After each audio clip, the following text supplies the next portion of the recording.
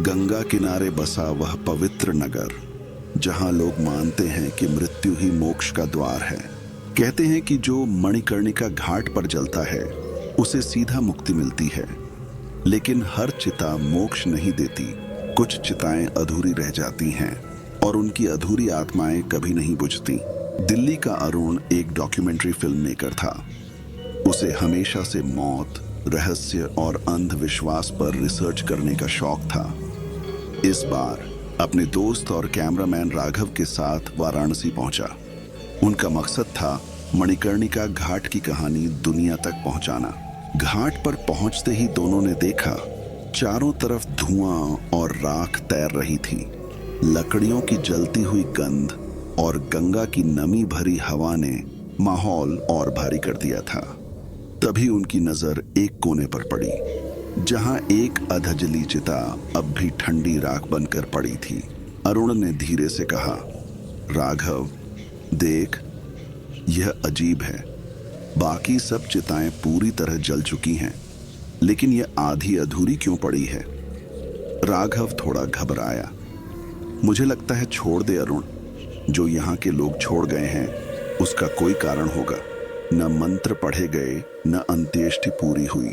अब उसकी आत्मा अधूरी है और जब तक उसका संस्कार पूरा नहीं होता वह मुक्ति नहीं पा सकती। तभी पीछे से एक बूढ़ी आवाज आई, बाबूजी, उस चिता को मत देखो। दोनों पलटे तो एक पंडित खड़ा था। उसने गहरी सांस लेते हुए कहा, वह एक अधूरी चिता है। उसका संस्कार कभी पूरा नहीं हुआ और उसकी आत्मा आज तक भटक रही है। अरुण ने हैरानी से पूछा, अधूरी चिता? क्यों? पंडित जी ने जवाब दिया, वह एक औरत थी, विधवा। समाज ने उसे मरने के बाद भी सम्मान नहीं दिया। उसके रिश्तेदारों ने आधी रात में उसे आधा जलाकर घाट पर छोड़ दिया। न मंत्र पढ़े गए, न अंत्येष्टि पूरी हुई। अब उसकी आत्मा अधूरी है और जब तक उसका संस्कार पूरा नहीं होता वह मुक्ति नहीं पा सकती।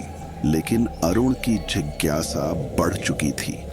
वह सच्चाई कैमरे में कैद करना चाहता था। आधी रात को वह चुपके से उसी अधूरी चिता के पास पहुंच गया।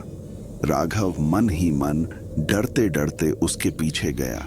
धीरे धीरे हवा ठंडी होने लगी, लेकिन उनके माथे पर पसीना छलक आया। अचानक धुएं के बीच एक धुंधली छाया उभरने लगी। चेहरा अधजला, आंखें लाल और होठों से बस एक शब्द निकला, मुझे अधूरा छोड़ दिया गया। मेरी आत्मा अभी तक मुक्त नहीं हुई। अरुण का गला सूख गया, उसकी सांसें भारी होने लगी, लेकिन उसने हिम्मत करके पूछा, तुम्हें किसने अधूरा छोड़ा? तुम यहाँ क्यों भटक रही हो? औरत की आवाज धीरे धीरे गूंजने लगी, मेरे ही परिवार ने मुझे आधी रात जला दिया। न मंत्र, न संस्कार, सिर्फ आग और धोखा। अब जब तक कोई मेरा संस्कार पूरा नहीं करेगा, मैं हर उस इंसान को ले जाऊंगी जो मेरी चिता के पास आएगा। अरुण का दिल धड़कने लगा। उसने देखा, अधजली चिता के पास राघव गिरा हुआ है। उसकी आंखें खुली थीं, लेकिन उनमें जान नहीं थी। उसकी नब्ज बंद हो चुकी थी। औरत ने चिल्लाकर कहा, जिसने मुझे अधूरा छोड़ा वह मर चुका है। अब हर वो आत्मा मेरी साथी बनेगी जो आधी रात मेरी चिता देखेगी। अरुण पीछे हटने लगा, लेकिन तभी उसने देखा राघव गायब है।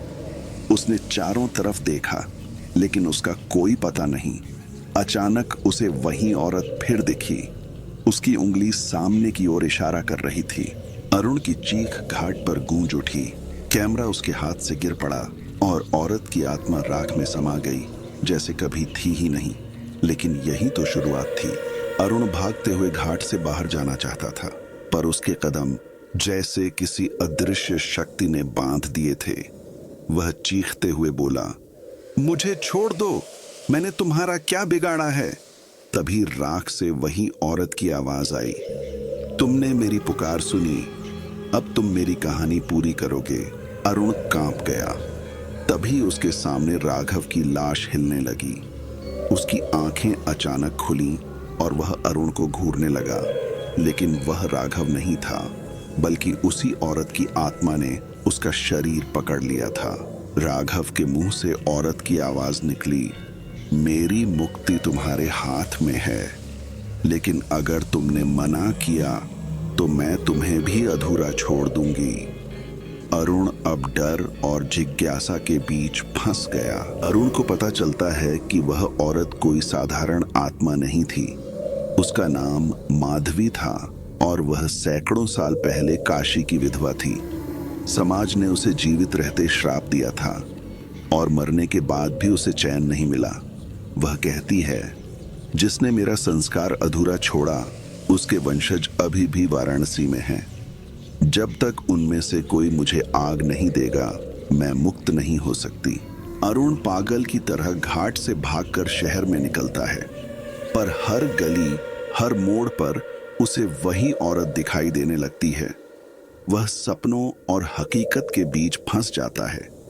लगता है कि वह सामान्य लोगों के बीच है, तो कभी अचानक वे लोग राख बनकर बिखर जाते हैं।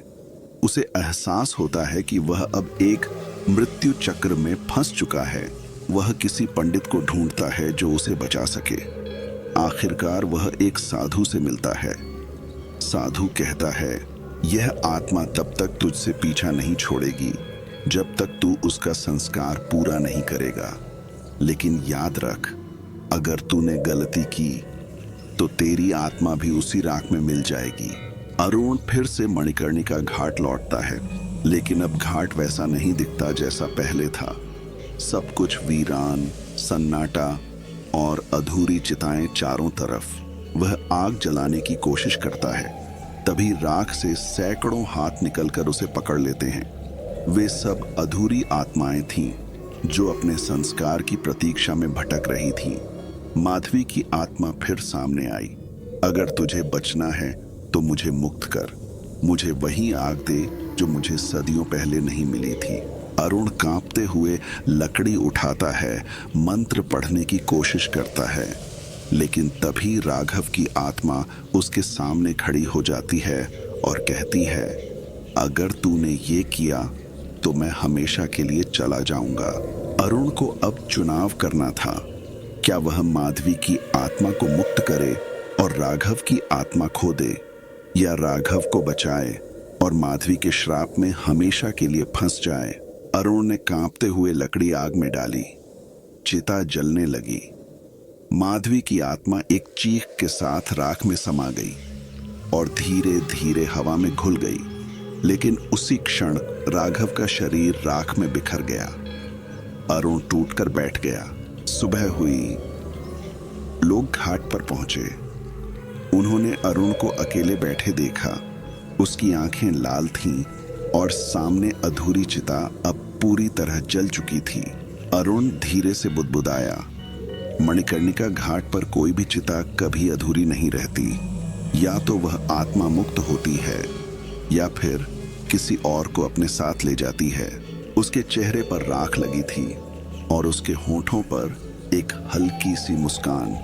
लेकिन कहते हैं, उस दिन के बाद से जब भी रात को कोई घाट पर जाता है, उसे अरुण की परछाई राख में बैठी दिखाई देती है।